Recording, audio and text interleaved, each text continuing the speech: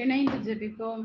ஆண்டவரே இயேசுவே, வெளிவேடம் கொண்டவர்களாய் தர்மம் இறைவனிடம் வேண்டாமல் இருக்கும் நோன்பு பயனற்றவையே என்று இன்று இறைவார்த்தை மூலமாக அறிவுரை தரும் இயேசுவே, என்னுடைய பகட்டான கிறிஸ்தவ வாழ்வை நினைத்து வெட்கப்படுகின்றேன்.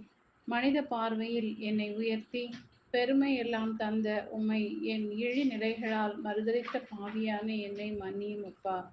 எளியவரையும் உள்ளம் வருந்துபவர்களையும் என் சொல்லுக்கு அஞ்சுபவரையும் நான் கண்ணோக்குவேன் என திருவிவிலியத்தில் வாசிக்கும் நான் என் பாவ நிலையை உணர்ந்து என்னை தாழ்த்தவும், என் பெருமைக்காய் தர்மம் செய்யாமலும் உமது நாமத்தால் அனைத்தையும் செய்து உம்மை உயர்த்தவும் நல்மனம் தாரும். ஆண்டவரே இயேசுவே, நான் காணும் குறை யாதெனில், முதல் உன்னிடம் விளங்கிய அன்பு இப்போது உன்னிடம் இல்லை. ஆகையால் நீ எந்த நிலையிலிருந்தும் தவறி விழுந்து விட்டாய் என்பதை நினைத்துப் பார்.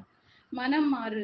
முதலில் நீ செய்து வந்த செயல்களை இப்போது செய் என்ற இறைவார்த்தை மீண்டும் என்னை உம்மிடத்தில் அழைக்கின்றது. இயேசுவே, என் பலவீனங்களைக் கண்டு என்னை விலக்கி வைக்கும் தெய்வம் நீர் இல்லை ஐயா.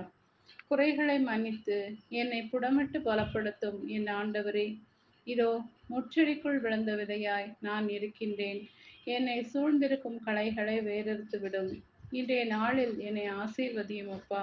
உமக்கு நல் கனி தரும் நல் மரமாய் வளரவும், உம்மில் நிலைத்திருக்கும் வாஞ்சையையும் என்னில் உருவாக்கவும் வரம் தர வேண்டும் என்று இயேசுவின் நாமத்தில் ஜெபிக்கிறேன். ஆமென்.